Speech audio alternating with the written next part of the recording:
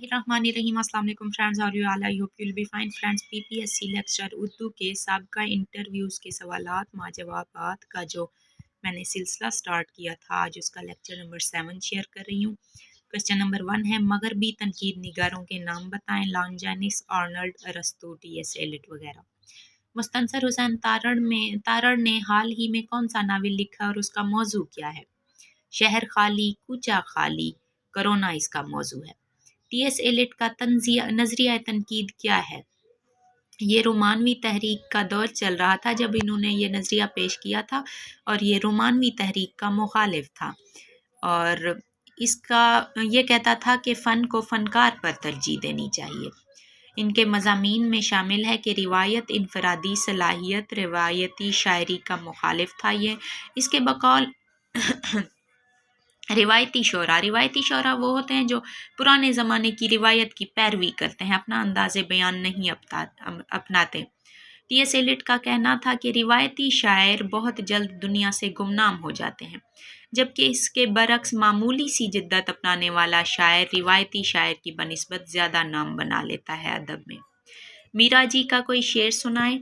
नगरी नगरी फिरा मुसाफिर, घर का रास्ता भूल गया, क्या है तेरा क्या है मेरा, अपना पराया भूल गया। यहाँ मिस्टेक है, अपना पराया लिखना था। रुबाई का मोजिद यानी बानी कौन है? फारसी शायर रुदकी। अरस्तू का नज़रिया फ़न क्या है? अरस्तू का नज़रिया फ़न को समझने से पहले हमें अफलातून का नज़रिया समझना होगा। अफलातून का ख़याल था कि इल्म व अदब की दुनिया में शायर की कोई गुंजाइश नहीं है। शोरा और शायर को मुल्क बदर कर देना चाहिए क्योंकि शोरा झूठी और ख़याली बातें करते हैं। अगर शायर मुअल्लम में इखलाक हो तो फिर उसकी कुछ ना कुछ अहमियत हो सकती है। ये कहना था अफलातून का, जबकि अरस्तू ने अफलातून के एतराज़ात का जवाब दिया था और उसे अरस्तू का नज़रिया कहा जाता है। अरस्तू ने कहा था कि शायर हालात व वाक़ियात को ख़ास बनाता है और उन्हें आफाकियत अता करता है और अपनी इनफरादी कैफियत में इज्तमाई रंग पैदा करता है। नेक्स्ट क्वेश्चन उनसे किया गया था कैंडिडेट से कि परवीन शाकिर की तसानीफ़ और सने इशात बताएं। खुशबू शाये हुआ 1980 में, सदेबर्ग उनका शेरी मजमुआ 1981 में, खुद कलामी 1990 में, माह तमाम 1994 के एंड में या 1995 के स्टार्ट में शाये हुआ था, कंफर्म नहीं है। इनकार 1990 में, कफ़े आईना पता नहीं कब शाये हुआ था, मुझे याद भी नहीं है, आप इसे सर्च कर लीजिएगा। इंटरव्यू में एक कैंडिडेट से पूछा गया था कि आपका पसंदीदा नावल निगार कौन सा है, तो उन्होंने बताया था कि मुस्तनसर हुसैन तारड़। देन उनसे सवाल किया गया था कि मुस्तनसर हुसैन तारड़ का कौन सा नावल रोमानवियत पर पूरा उतरता है। वो नावल है प्यार का पहला शहर। मुस्तनसर हुसैन तारड़ नावल निगार भी थे और सफ़रनामा निगार भी थे। देन उन्होंने सवाल किया था कि प्यार का पहला शहर का आगाज़ कहाँ से होता है। आगाज़ में कुछ इस तरह से लाइंस लिखी हुई हैं।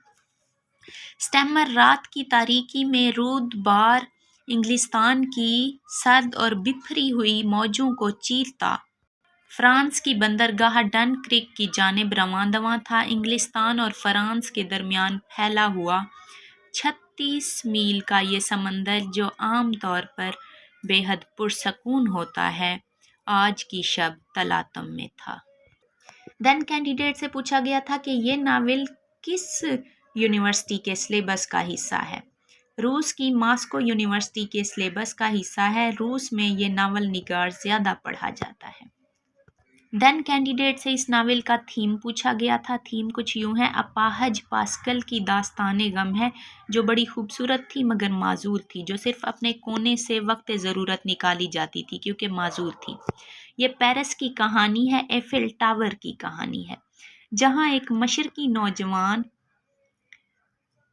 नौजवान इंसान सियाहत की गर्ज से जाता है। वहाँ उसकी माजूर खूबसूरत लड़की पास्कल से मुलाकात होती है। दोनों एक दूसरे को पसंद करने लगते हैं मगर मोहब्बत बहुत सी अनदेखी तहरीरों में कैद है।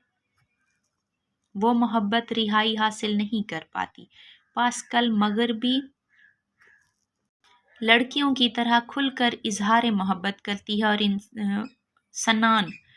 सनान लड़के का नाम था, सनान को अपनाना चाहती है, मगर सनान ना चाहते हुए भी उसे रिवायती मशरकी लड़कों की तरह पेरिस की गलियों में छोड़कर अपने सफ़र में आगे निकल जाता है। वो सनान के पर्दे में हमें मुस्तनसर हुसैन तारड़ खुद सनान की शक्ल में हमें मुसाफिर के सफ़र की मजबूरियां बयान करते हुए नज़र आते हैं। जहां मशरकी घरानों में दूसरी बरादरी में शादी करना जुर्म समझा जाता है, वहीं वो कैसे किसी मगरबी अंग्रेज़ लड़की को किसी गोरी को अपनाकर घर ले आता। इसके मरकज़ी किरदार हैं सनान, पास्कल और जीनी, और ज़िमनी किरदार हैं इसके जीनी पाल।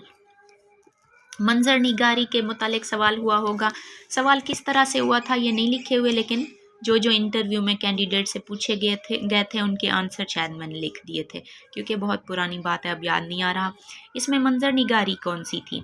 नेपोलियन के मकबरे का जिक्र मंजर बयान किया गया है, नेपोलियन की हैबत की तस्वीर, खूबसूरत चेहरों की अक्कासी, बारिश में भीगने का मंजर, पेरिस और मिस्र की तहजीब व सकाफत की अक्कासी, हल्का सा तंज़ो मज़ा है, अधूरी मोहब्बत की ट्रेजेडी है, और इसका थीम है कितनी मोहब्बतें ऐसी हैं जो रिवायात के हाथों मजबूर होकर पाया तकमील तक नहीं पहुंच सकती। इंशा पर्दाजी से क्या मुराद है? अदब और तारीख के बेजान औराक में शऊर और एहसास की रूह फूंकना, जिनसे कारी उन एहसासात का इदराक कर सके जो अदीब कारी तक पहुंचाना चाहता है, इंशा पर्दाजी कहलाता है। तारीख गोई में अहम नाम कौन से हैं? नासिख, मोमिन, हफीज़, होशियारपुरी। वली की 2 मसनवियाँ, शहर सूरत और दह मजलिस। आई होप यहाँ तक आप लोगों को अच्छे से क्लियर हो गया होगा, और आप लोगों की इंटरव्यू की तैयारी के लिए आई होप मेरे नोट्स बहुत सूदमंद साबित होंगे। इसलिए मुझे थोड़ी सी दुआ लाजमी दीजिएगा। टेक केयर, अल्लाह हाफिज़।